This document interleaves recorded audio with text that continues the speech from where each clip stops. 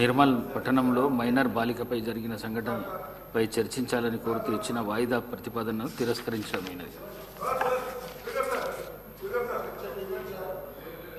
శ్రీ కూనమనేని సాంబశివరావు గారు, కేంద్ర ప్రభుత్వం ప్రవేశపెట్టిన కార్మిక చట్టాలైన 4 లేబర్ కోడ్లను ఇతర రాష్ట్రాల వలె తెలంగాణ రాష్ట్రంలో కూడా అమలు చేయకుండా శాసనసభలో తీర్మానం చేయాలని కోరుతూ ఇచ్చిన వాయిదా ప్రతిపాదనను తిరస్కరించడమైనది.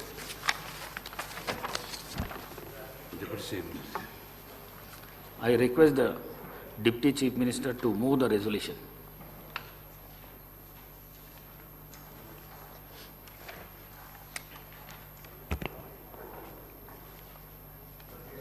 అధ్యక్ష,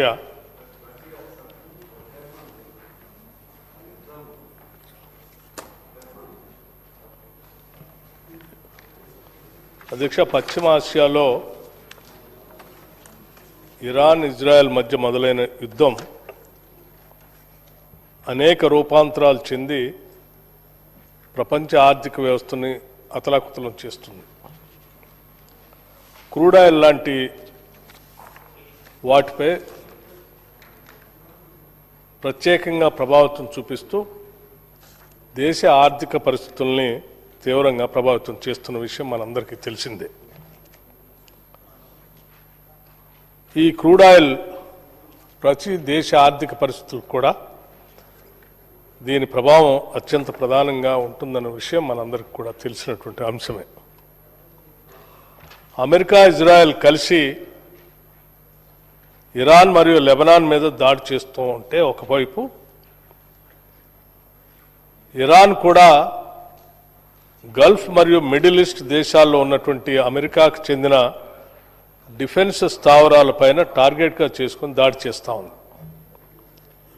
ఈ దాడులు ఫైటర్ బాంబర్సు, బ్యాలిస్టిక్ మిసైల్స్, డ్రోన్స్ వంటి అత్యంత ఆధునికమైన ఆయుధాలతో పరస్పర దాడులు జరుగుతూ ఉన్నాయి.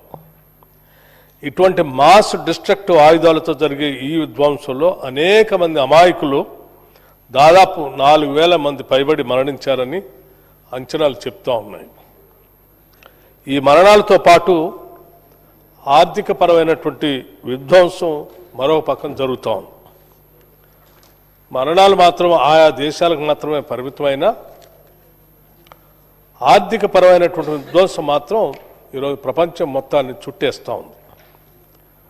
మరీ ముఖ్యంగా ఆసియా దేశాలకు మరింత ప్రమాదకరంగా ఈ యుద్ధం మారింది. అలాగే మన దేశం పైన కూడా తీవ్రమైనటువంటి ప్రభావం చూపిస్తూ ఉంది. ఈ యుద్ధం కనీసం ఇంతటితోనైనా ఆపకపోతే ప్రపంచ భవిష్యత్తు ఆందోళనకరంగా మారుతుందనేది స్పష్టంగా భావిస్తూ ఉన్నాం. ఈ యుద్ధం ఎలాగే కొనసాగినా ఆపకపోయినా ఇది 3వ ప్రపంచ యుద్ధానికి కూడా దారితీయవచ్చు. ఇది ప్రపంచ మానవాళికే, మనుగడకే ఓ ముప్పుగా పరిగణిస్తూ ఉంది.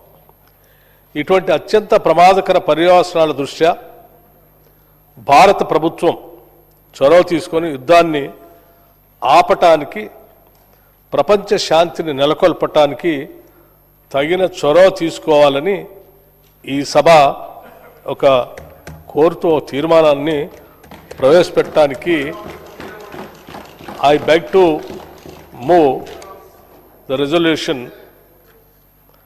పశ్చిమాసియాలో కొనసాగుతున్న యుద్ధం దుష్ఫలితాలు ఆ ప్రాంతంపైనే కాకుండా యావత్ ప్రపంచంపై తీవ్ర ప్రభావం చూపిస్తున్నాయి. ఇప్పటికే అనేక నగరాల్లో విధ్వంసంతో వేలాది మంది ప్రాణాలు కోల్పోయారు.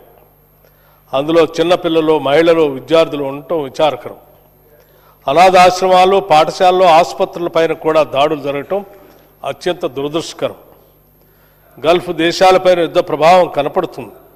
తెలంగాణతో పాటు మన దేశంలోని వివిధ రాష్ట్రాలు, కేంద్ర పాలిత ప్రాంతాలకు చెందిన సుమారు 90 లక్షల మందికి పైగా భారతీయులు అక్కడ ఉద్యోగాలు చేస్తూ నివాసం ఉంటున్నారు. యుద్ధ ప్రభావంతో మన దేశానికి వచ్చే పెట్రోల్, డీజిల్, ఎల్పీజీ గ్యాసుల సరఫరాకు ఆటంకాలు ఏర్పడి ప్రజలు తీవ్రమైనటువంటి ఇబ్బందులు ఎదుర్కొంటున్నారు. ఫలితంగా ధరలు పెరుగుతున్నాయి, పలువురికి ఉపాధి కరువు అవుతుంది. యుద్ధం రోజు రోజుకు విస్తరిస్తూ 3వ ప్రపంచ యుద్ధానికి దారితీసే ప్రమాదం పొంచి ఉన్నది. ఏ కాలంలోనైనా యుద్ధం వినాశకారి. ఇది అపార ప్రాణ ఆర్థిక నష్టాలు దారితీస్తుంది. కాబట్టి పశ్చిమ ఆసియాల్లో జరుగుతున్న యుద్ధాన్ని ఖండిస్తూ దాన్ని తక్షణమే నిలిపివేసి శాంతి పరిడవెళ్లాలని ఈ సభ ఆకాంక్షిస్తుంది. ఈ విషయంలో భారత ప్రభుత్వం చొరవ చూపాలని కోరుతూ ఈ శాసనసభ ఏకగ్రీవంగా తీర్మానం చేస్తుంది. Resolution mood. ధన్యవాదాలు అధ్యక్ష.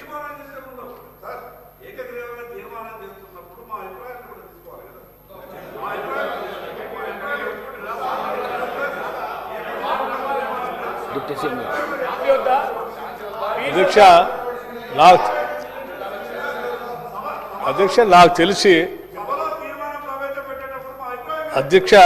తెలిసి సభలో ఉన్నటువంటి బాధ్యత కలిగిన గౌరవ శాసనసభ్యులందరూ కూడా శాంతి కోరుకున్నటువంటి వాళ్లే, యుద్ధం ఆగాలని కోరుకున్నటువంటి వాళ్లే, మానవాళి మనుగడకు ముప్పు రాకుండా ఉండాలని కోరుకునేటువంటి వాళ్లే, ఎవరో మరణించకుండా ఉండాలని కోరుకునేటువంటి వాళ్లే, ముఖ్యంగా ఆ దేశాలకు సంబంధించిన ఆర్థిక వ్యవస్థ వినాశనం కాకుండా ఆ దేశాలు ముందుకు పోవాలని కోరుకునేటువంటి వాళ్లే.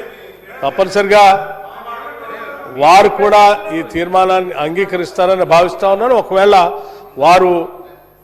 వారి సందేశాన్ని కూడా ఇవ్వాలని వారు భావిస్తే తప్పనిసరిగా మీరు పర్మిట్ చేసి వారు కూడా ఒక నిమిషం ఇవ్వచ్చు. నమస్కారం.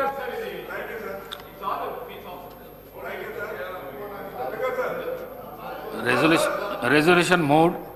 The question is that the government resolution is before the house. Those who are for the resolution, please say ayes. Those who are against, please say no.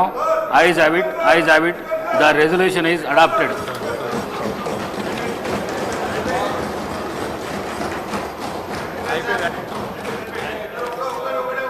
I request the Minister for Agriculture to move the resolution.